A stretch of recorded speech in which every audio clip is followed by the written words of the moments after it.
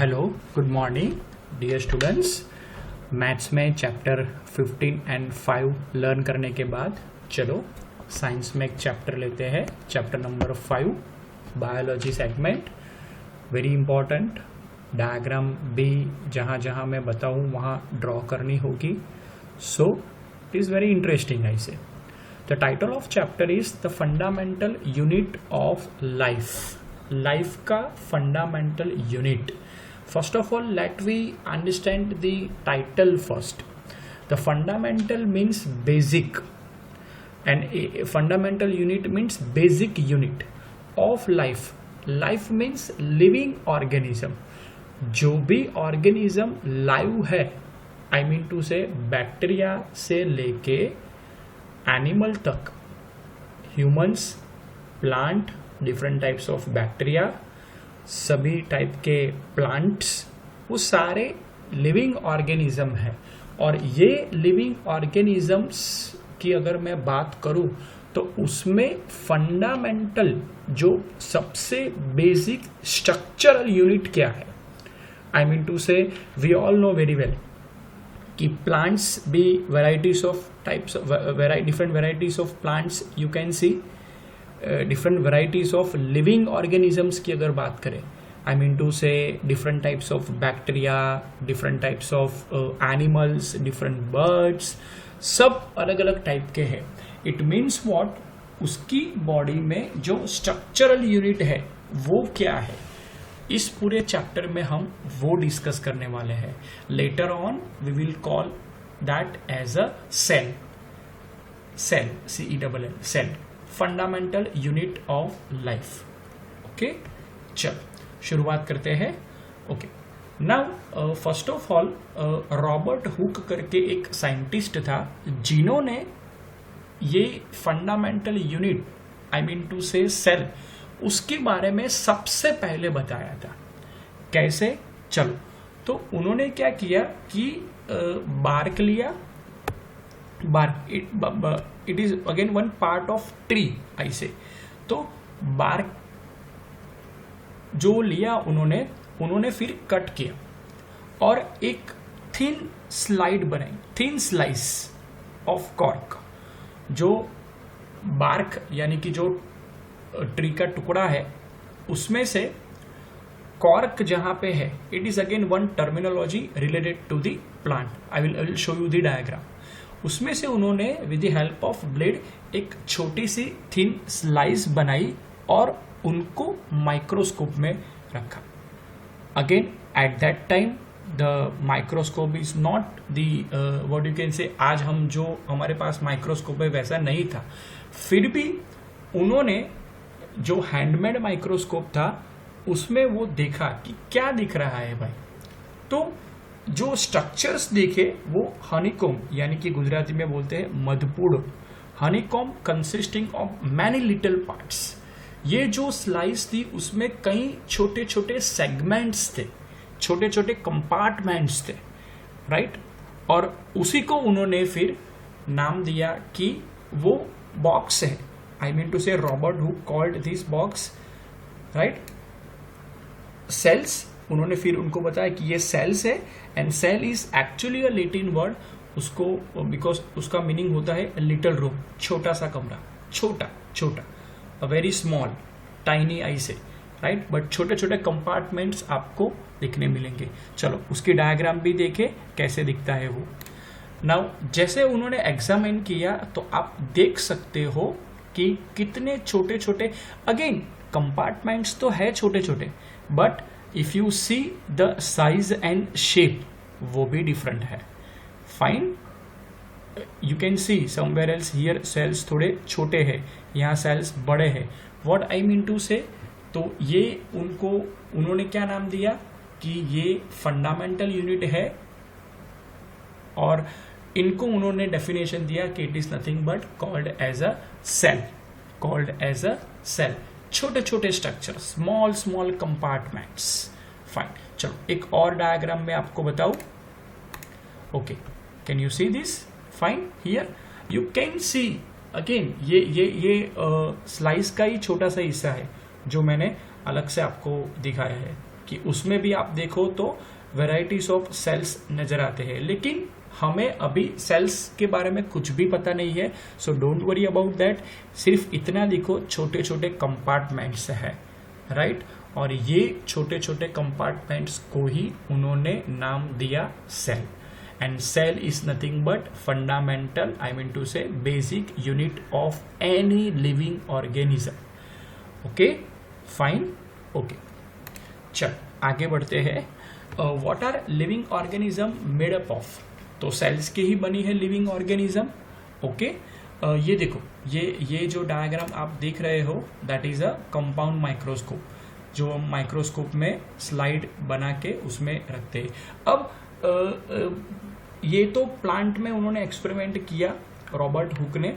चलो मैं एक आपको छोटा सा वीडियो दिखाता हूँ, ये एक्टिविटी के बेस पे वीडियो है कि करना क्या है। ओनियन बल्ब लेना है और with the help of pair of forceps उसको we can peel off the skin, जो फर्स्ट लेयर है उसको कट करना है from the concave side of the onion, और thin layer can be put immediately in a watch glass containing water. यानी कि एक छोटा सा वॉच ग्लास लेके वो layer, I will show you in the video कि वो लेयर लेके उसमें डाल देना है पानी में, राइट। उसके बाद आपको क्या करना है कि एक ग्लास लाइट लेनी है और उसमें what you can say with the help of camel hair brush, कोई भी हेयर ब्रश ले लो, उससे वो जो छोटा सा पीस था पिल उसको लेना है और स्लाइड पे रखना है। फिर उस पे कौन सा सॉल्यूशन डालना है? सेफ्रेनिन। तो आपको अल्टीमेटली ओनियन के सेल्स कैसे है वो दिखने को मिलेगा, राइट। यहाँ डायग्राम तो दी है कि cells of onion will be like this, cells of onion peel. अगर आप आइए एक्सपेरिमेंट करते हो तो चलो मैं आपको वीडियो दिखाता हूँ। Cells of onion peel.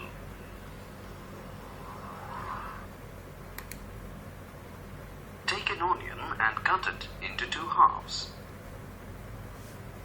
Take out the fleshy layer from the cut onion.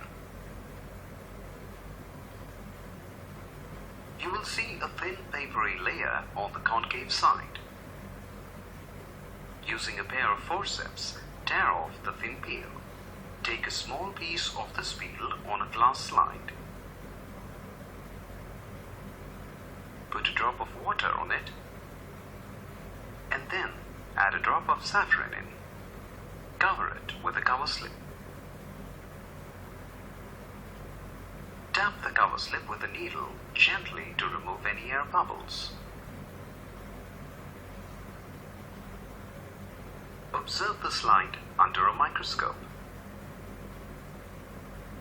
You will observe small chamber-like structures which are called cells. The cells have vacuoles, nucleus and cytoplasm. These are the onion cells. Fine, तो ये जो activity है वो मैंने आपको दिखाई, और यहाँ जो लिखा है कि वो थिन पिल रिमूव कर दो, उसके बाद आप वॉच ग्लास में इमीडिएटली ले लो ताकि उनके सेल्स ड्राई ना हो जाए। ये जो वीडियो में लिया तो डायरेक्टली उन्होंने वही लेयर सीधा स्लाइड पे रख दिया है। क्यों? क्योंकि इमीडिएट एक्सपेरिमेंट वो कर रहे हैं। अगर आप 10-15 मिनट के बाद वो एक्सपेरिमेंट करते हो तो definitely you have to keep those part of the onion bulb in the water ताकि वो सेल्स ड्राई ना हो जाए, अदरवाइज आपको नहीं दिखेंगे सेल्स।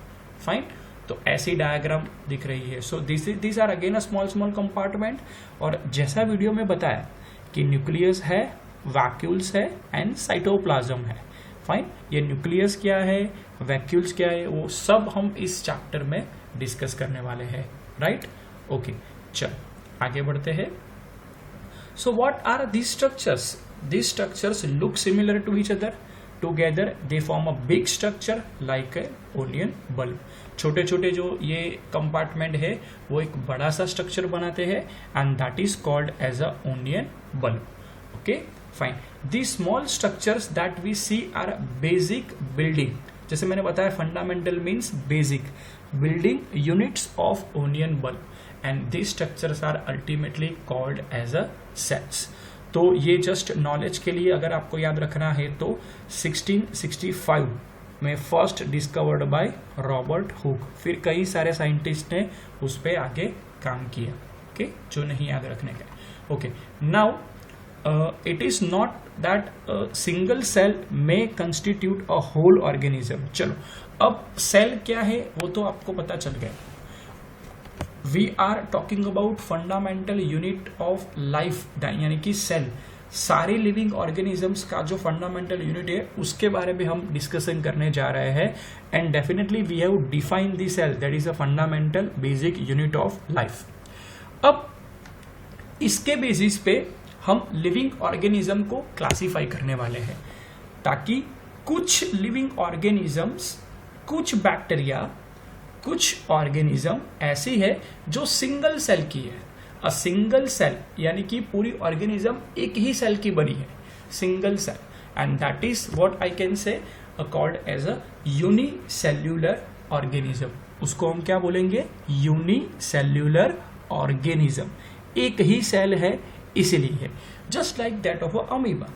शायद स्टैंडर्ड 8 में you must have studied, right, chapter number 2 में माइक्रो ऑर्गेनिजम्स वाला जो चैप्टर था उसमें, right, that is called as a amoeba.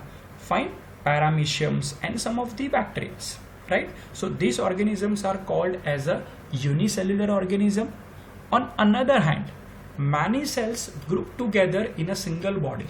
What I can say, many means multi. So such organisms are called as a multicellular organism. तो सबसे पहले हमने define किया सेल को। After definition of cell, we did 2 experiments. Then we come to the conclusion that living organisms के बारे में बात करना है भाई, तो डेफिनेटली ऑर्गेनिजम्स को क्लासीफाई करना जरूरी है। तो कुछ ऑर्गेनिज्म ऐसी है जो सिंगल सेल की बनी होती है, कुछ ऑर्गेनिज्म ऐसी है जो मल्टी सेल्यूलर की बनी होती है, many cells, just like that of a human. Fine, some fungi, some plants, animals, they are multicellular organism. Fine, multicellular organism, okay, तो उनका क्लासिफिकेशन याद रखना है। चलो next, you see in this diagram, textbook का ही है, इसमें आप देखो फंडामेंटल यूनिट ऑफ लाइफ यानी कि सेल कितने टाइप के होते हैं भाई। You see, this is a fat cell, how it looks, this is a fat cell. Fine, this is a nerve cell, कैसा दिखता है नर्व सेल्स भाई। Later on we will study neuron, हम पढ़ेंगे न्यूरॉन। ब्लड सेल्स हम chapter number 6 में पढ़ने वाले हैं, कनेक्टिव टिश्यू में आता है blood cells, different types of blood cells, red blood cells, white blood cells and all those part, platelets I mean to say. Bone cells वो कैसे होते हैं, ओव्यूम, स्मूथ मसल्स के जो सेल्स होते हैं वो कैसे होते हैं, स्मूथ मसल्स के सेल। फाइन, तो what I mean to say, there are different types of cells are there, different types of cells, और ये varieties है तभी तो different types of living organisms are definitely exist.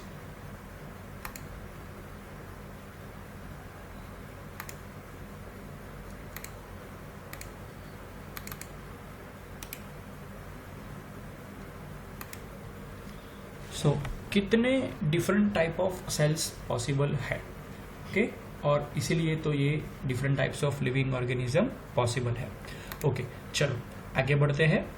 Fine, now very important part अब discuss करने में जा रहा हूँ, दैट इज कि अगर if I talk about living organism, तो लिविंग ऑर्गेनिज्म को सर्वाइव होने के लिए कई सारे फंक्शंस करने पड़ते हैं, जैसे कि digestion, respiration, right. What I mean to say कि इतने सारे functions single cell is capable of doing all those basic functions. Each living cell has capacity to perform certain basic functions.